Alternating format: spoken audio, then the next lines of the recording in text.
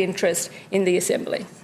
Question is, the Assembly do now adjourn. Mr Parton. Thank you, Madam Assistant Speaker. I rise to address the chamber on a number of housing issues that have come to my attention as Shadow Housing Minister that I think are very important matters that should be recorded here.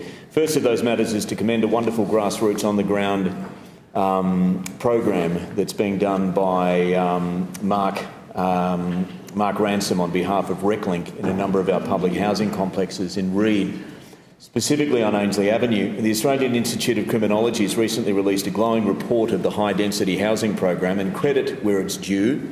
I commend the ACT government for getting behind this collaborative program involving Reclink Australia. Of course, it also involves JACS, ACT Housing, ACT Health and ACT Policing.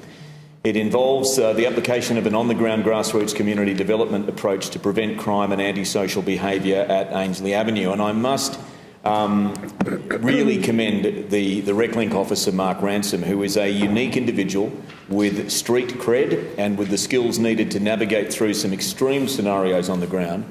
Mark is maintaining a continuing presence across the site, coordinating existing services to residents and introducing new events, activities and programs that provide opportunity for resident interaction and relationship building that address the needs of residents. So this program draws on Australian research evidence that showed social approaches to crime prevention, including community development, can improve neighbourhood cohesion, and it's working. The benefits of this program, Madam Assistant Speaker, are very, very clear to see.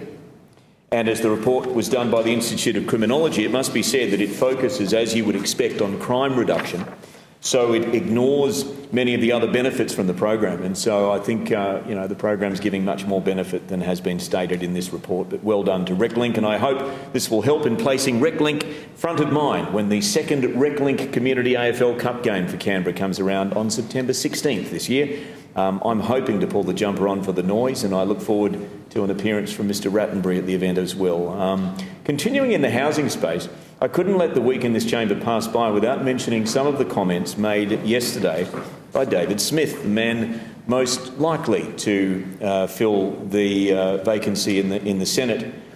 Speaking yesterday, Mr Smith said that he was concerned by revelations about 35,000 Canberrans, including 8,800 children who are living below the poverty line.